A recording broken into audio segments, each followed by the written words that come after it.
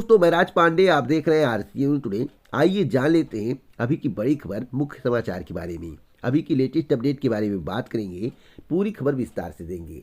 सच को सच कहेंगे, झूठ को झूठ कहेंगे, न पक्ष न विपक्ष, वनली निष्पक्ष। आपको मालूम होगा कि इस चैनल के माध्यम से आपको विभिन्न प्रकार की खबरें दी जाती है, चाहे राजनीतिक मुद्दा हो या भर्ती परीक्षाओं संबंधित कोई खबर हो या आम जनता का मुद्दा हो। हर एक खबर सही रूप में आप तक पहुंचाया जाता है, आपको गुमराह होने से बचाया जाता है।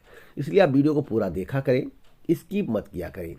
आप स्किप करेंगे आपको बातें समझ में नहीं आएंगी। अगर आपको गुमराह होने से बचना है, जो फर्जी खबरें चलती रहती हैं उससे आपको बचना है, गोदी मीडिया से बचना है, समाचार पत्रों का विश्लेषण सुनना है, तो आप हमसे जुड़ सकते हैं। जुड़ने के लिए अभी चैनल को सब्सक्राइब कर लें, बेल आइकन दबा दें, ऑल पर सेलेक्ट कर दें, इससे हमारे वीडियो का नोटिफिकेशन आप तक सबसे पहले पहुंच जाए, वीडियो को आप सबसे पहले देख पाए। पहली खबर राजस्थान की है, बहुत ही महत्वपूर्ण खबर है। आपको बता दें कि राजस्थान में लगातार ज्ञापनों का दौर जारी है। एडिशनल डिग्री जो होती है उसको शामिल करने की मांग की गई है। आपको बता दें जितने भी एडिशनल डिग्रीधारी अभ्यर्थी हैं उन्होंने ज्ञापन दिया है, मांग की है कि हमें भी शामिल किया जाए।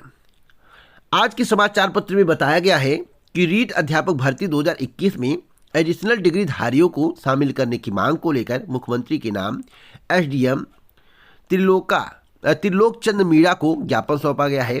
ज्ञापन में बताया गया कि रीट के आधार पर होने वाले तृतीय श्रेणी शिक्षक भर्ती में एडिशनल डिग्री वाले सभी अभ्यर्थियों को शामिल कर उनके साथ न्याय किया जाए। इस दौरान ज्ञापन देने वालों में कृष्णा शर्मा इत्यादि लोग मौजूद थे। सवाल है कि क्या शामिल किया जाएगा? देखिए अभी कोई डिसीजन नहीं हुआ है, अभी ज्ञापन का दौर जारी है, ज्ञापन दिया जा रहा है। कोई समाधान निकलेगा, कोई जानकारी मिलेगी तो इस चैनल के माध्यम से आप तक पहुंचाया जाएगा। अभी तक केवल ज्ञापन का दौर जारी है, कोई भी समाधान नहीं हुआ है। एक और महत्वपूर्ण खबर राजस्थान की है। रीट परीक्षा से 8 दिन पहले 40 लाख रुपए में की थी पेपर लीक की डील।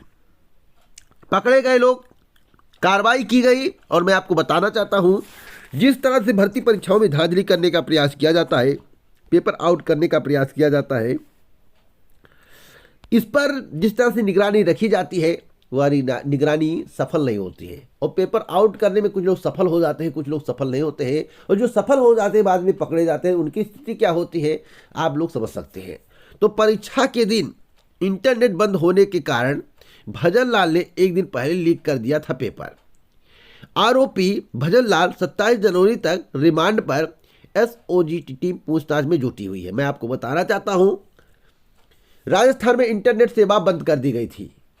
इंटरनेट सेवा बंद होने के कारण भजन लाल ने एक दिन पहले ही डील किया और पेपर को आउट करा दिया। भजन लाल जेल में है, भजन लाल से पूछताछ की जा रही है, कई खुलासे हो रहे हैं, जल्द ही उस पर भी कार्रवाई की जाएगी। आप थोड़ा इंतजार करें। डील तो बड़ी थी, लेकिन डील का खामियाजा भजन लाल को इस तरह भुगतना पड़ेगा तो यह जीवन भर याद करेंगे। अगली अपडेट है रोजगार को लेकर। देश में रोजगार एक बहुत बड़ा मुद्दा है, बेरोजगारी चरम पर है। और जो रोजगार के बारे में नहीं समझा, जो सरकारी नौकरी के बारे में नहीं समझा, जो अपनी जिंदगी के बारे में नहीं समझा, वह किसी के बारे में नहीं समझ सकता है। जो आंकड़े आ रहे हैं, जो डाटा सामने आया है, उसके आधार पर देश को तत्काल 3.5 करोड़ नौकरियों की जरूरत है। और वर्तमान सरकार कहती है कि बेरोजगारी कहां है, महंगाई कहां है। अरे जब 60 रुपए पेट्रोल था तो आप धरने में बैठ जाते थे, जब 30 रुपए प्याज था तो आप प्याज का माला पहन लेते थे, और जब 400 रुपये गैस सिलेंडर का दाम था तो आप गैस सिर पर लेकर घूमते थे। याद होना चाहिए। आज बेरोजगारी चरम पर है, लोग रोजगार के लिए तरस रहे हैं, इधर उधर भटक रहे हैं। रोजगार भी मिल रहा है तो 5,000 6,000। इस महंगाई के दौर में जितना आपने महंगाई कर दिया है, उस महंगाई के दौर में क्या 6,000 काफ़ी है? 7,000 काफ़ी है? रोजगार की बात करते हैं, मनरेगा में जो आप करके करोड़ों रोजगार गिनाते हैं, लेकिन इससे जीवन यापन नहीं हो सकता है। बेहतर रोजगार चाहिए जिसकी कुछ लाइफ हो, समय सीमा हो, ऐसा नहीं कि 120 दिन करने के बाद पूरा जीवन पार हो जाएगा, साल भर में 365 दिन बैठ के खाएंगे, ऐसा नहीं हो सकता है। तो मैं आपको बता दूं, CMIE ने जो आंकड़े दिए हैं दिसंबर 2021 के, देश में बेरोजगारी का आंकड़ा जो जारी किया है, उसके आधार पर देश को तत्काल 3.5 करोड़ नौकरियों की जरूरत है। 80 लाख महिलाएं को रोजगार तलाशने वालों में है, यानी कि 80 लाख महिलाएं हैं जिनको अपना परिवार चलाना है, उनको रोजगार की जरूरत है। सरकार कहाँ बैठी है, कहाँ धर्म की राजनीति कर रही है, कहाँ ध्रुवीकरण कर रही है। सरकार को इस पर ध्यान देना चाहिए। और वर्तमान सरकार के द्वारा आपको मालूम होगा कि 2022 का विधानसभा चुनाव है, कई राज्यों में है, और देखिएगा कि बीजेपी के द्वारा जो मैनिफेस्टो जारी किया जाता है उसमें गवर्नमेंट जॉब की कितनी बात की जाती है, रोजगार की कितनी बात की जाती है। आपको इस पर विशेष ध्यान देना होगा, समझना होगा, और यह भी समझना होगा कि रोजगार और सरकारी नौकरी में जमीन आसमान का फर्क होता है। और मैं आपको बताना चाहता हूं, पिछले रिकॉर्ड को भी देखना है कि पिछले जितने वादे किए गए थे क्या वह पूरे किए गए या नहीं किए गए, क्योंकि इसी चुनाव के बाद आपका 5 साल का भविष्य तय होगा। अपने भविष्य को देखते हुए आपको निर्णय लेना है। अगर वर्तमान सरकार आपके लिए बेहतर कर रही है तो इसे ही बेहतर समझिए, लेकिन आपको रिकॉर्ड खंगालना है, नहीं तो आपका पूरा 5 साल बर्बाद हो जाएगा। जिसको लाइए सोच समझ कर लाइए। मैं तो यही कहता हूं अपने चैनल के माध्यम से हमेशा, क्योंकि आपके हित की बात करता हूं, मेरा यही काम है। अगली खबर है कि चुनाव आयोग ने रैली रोड शो पर 31 जनवरी तक रोक बढ़ाई। राजनीतिक दलों को कुछ छूट भी दी गई है। यूपी में सभी शिक्षण संस्थाएं 30 तारीख तक बंद कर दी गई है। अब शिक्षण संस्थाएं 30 तारीख तक बंद क्यों की गई, मैं आपको बता दूं, चिंता का विषय है। कोरोना की महामारी जिस तरह से बढ़ रही है और आज के आंकड़े को देखते हुए मृत्यु दर भी बढ़ी है। अब कोरोना की महामारी के दौर में कोई भी परीक्षा, कोई भी रैली कराना संभव नहीं है। लेकिन वर्तमान सरकार यानी कि उत्तर प्रदेश सरकार की अगर हम बात करें, जहां पर छोटी से छोटी परीक्षाओं को स्थगित कर दिया गया, उत्तर प्रदेश अधीनस्थ सेवा चयन आयोग, उत्तर प्रदेश लोक सेवा आयोग की परीक्षाओं को स्थगित कर दिया गया। उस महामारी के दौर में जहां पर छोटी से छोटी परीक्षाएं स्थगित कर दी गई, वहां पर 21,65,000 कैंडिडेट की परीक्षा ली जा रही है। कोरोना की इस महामारी के दौर में जहां मृत्यु दर भी बढ़ गया, एक चिंता का विषय है। लेकिन फ्री बस सेवा चुनावी मुद्दा बनाने के लिए मेरे ख्याल से ऐसा किया जा रहा है, जहां तक मेरी जानकारी है। और मैं एक एक पॉइंट पर आपसे बात करूंगा, आपको समझाने का प्रयास करूंगा, वीडियो को पूरा देखते रहिएगा। दलों को छोटी छोटी सभाओं की छूट दी गई है। चुनावी राज्यों में रोड शो और रैलियों पर प्रतिबंध 31 जनवरी 2022 तक बढ़ा दिया गया है। और सपा के द्वारा बहुत ही महत्वपूर्ण घोषणा किया गया है। कुछ लोग कहेंगे कि वो रोजगार की बात करके अखिलेश यादव ने प्रेस कॉन्फ्रेंस को बंद कर दिया। मैं आपको बता दूं, श्रृंखलावार जो है आपके बारे में सोचा जा रहा है, यानी कि एक एक घोषणाएं की जा रही हैं। अखिलेश यादव ने पहले पुरानी पेंशन बहाली की बात की, 1500 रुपये महीने पेंशन की बात की, यानी कि एक साल में 18,000 रुपये। गरीबों को, बीपीएल कार्ड धारक को 300 यूनिट बिजली फ्री के लिए रजिस्ट्रेशन हो रहा है। जो रजिस्ट्रेशन कर देगा, सरकार बनने के बाद उसको फ्री बिजली मिलेगी, जिस तरह से दिल्ली में मिल रही है। इधर रोजगार के बारे में बोला गया कि आईटी सेक्टर में 22 लाख युवाओं को रोजगार दी जाएगी। प्रथम श्रृंखला है, आप इसको अभी पूर्ण मत मानिएगा, प्रथम श्रृंखला है। मैं फिर बोल रहा हूं, अभी शिक्षक भर्ती के बारे में, सरकारी नौकरी के बारे में इत्यादि मुद्दों पर बात किया जाएगा। अभी आगे देखिएगा, प्रेस कॉन्फ्रेंस होता रहेगा और एक बेहतरीन घोषणा पत्र तैयार किया जाएगा। अब इधर वर्तमान सरकार के द्वारा कहा गया कि चुनाव अगर हम जीतते हैं, सत्ता में आते तो आपको टेबलेट दिया जाएगा। इधर इनके द्वारा घोषणा किया गया है, क्योंकि इन्होंने करके दिखाया है। सभी को लैपटॉप पहले मिला था, तो इन्होंने कहा कि सरकार बनने के बाद सभी को लैपटॉप मिलेगा। तो आपको टेबलेट चाहिए या लैपटॉप चाहिए, आप लोग सोच सकते हैं, क्योंकि आपके ऊपर निर्भर करता है ना, सब कुछ सोचना आपका काम है।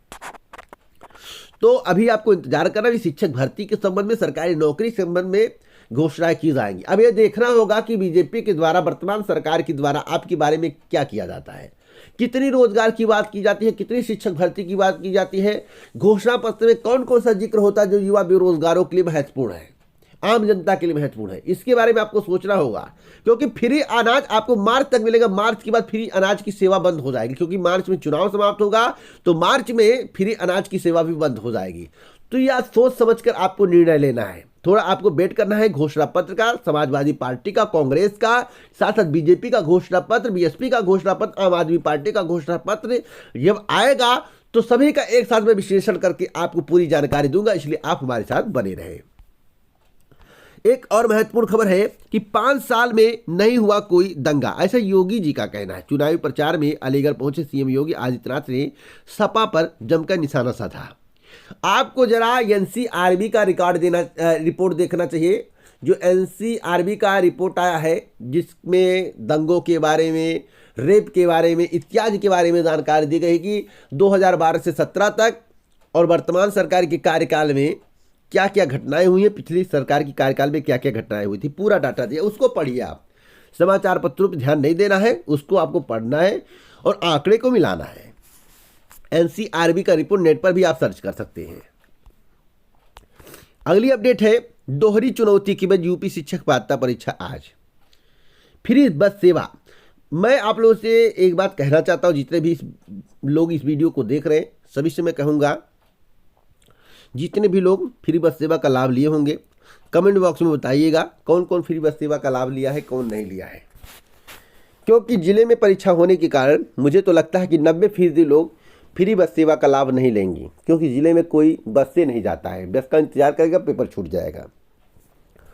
तो आप बताइएगा क्या इस महामारी के दौर में परीक्षा कराना उचित था? साथ साथ मैं आपको बता दूं, जहां तक मुझे जानकारी है फ्री बस सेवा ही एक मुद्दा है जो सरकार के पास है, इसे चुनाव प्रचार के दौरान उठाया जाएगा। देखिएगा, अभी आज पेपर समाप्त होने दीजिए, बड़े बड़े हेडिंग में कल छपेगा पेपर में, उसके बाद प्रचार प्रसार शुरू हो जाएगा, इंतजार करिए थोड़ा।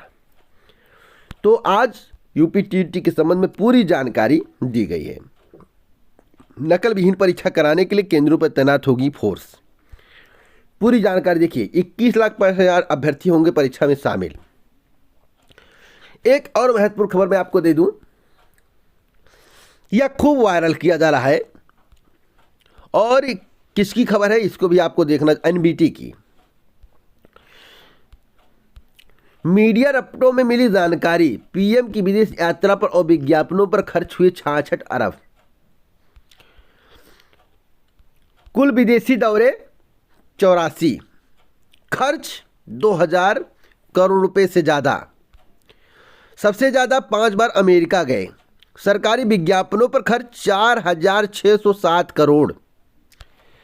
और मैं आपको बता दूं, खूब वायरल किया, यहाँ पर देखिए साफ साफ लिखा हुआ है, वायरल खबर है। इतने में तो 25 एम्स, 20 यूनिवर्सिटी, 20 हवाई अड्डे का निर्माण हो जाता, देश कितना आगे बढ़ जाता। ऐसा लिखकर वायरल किया जा रहा है। मैं आपको बताना चाहता हूं, जब एयरपोर्ट का निजीकरण कर दिया गया तो एयरपोर्ट की क्या ज़रूरत है, क्या बनवाने की जरूरत सरकार को क्या पड़ी है? लेकिन चुनाव प्रचार के दौरान आपको मालूम होगा कि उत्तर प्रदेश में एक एयरपोर्ट बनवाया जा रहा है। जब निजीकरण कर दिए, सौंप दिए निजी हाथों में, तो एयरपोर्ट की क्या ज़रूरत है? चलिए, जो भी कहा जा रहा है उसको ध्यान से सुनिए और समझिए, आपके पास क्षमता समझने की। तो जितना खर्चा हुआ है आज के समाचार पत्र में, ऐसा कुछ भी नहीं है, या पुराना समाचार पत्र है। पीएम की विदेश यात्रा पर 66 अरब रुपए खर्च हुए विदेश यात्रा और विज्ञापनों पर। जो लोग बता रहे हैं, जो विशेषज्ञ जो कह रहे हैं, कितने में 25 एम्स बन जाता, 20 यूनिवर्सिटी बन जाता, 20 हवाई अड्डे बन जाते और देश कितना आगे बढ़ जाता। आपको इसमें कितनी सत्यता लग रही? एनबीटी की खबर है, एनबीटी की खबर है। आप लोग अपनी राय कमेंट बॉक्स में जरूर दीजिएगा। अगर आपको इसी प्रकार की ऑथेंटिक जानकारी प्रतिदिन चाहिए तो चैनल को अभी सब्सक्राइब करके बेल आइकन दबा के ऑल पर सेलेक्ट करें, जिससे हमारे वीडियो का नोटिफिकेशन आप तक सबसे पहले पहुंच जाए, वीडियो को आप सबसे पहले देख पाए। जय हिंद, जय भारत, नमस्कार।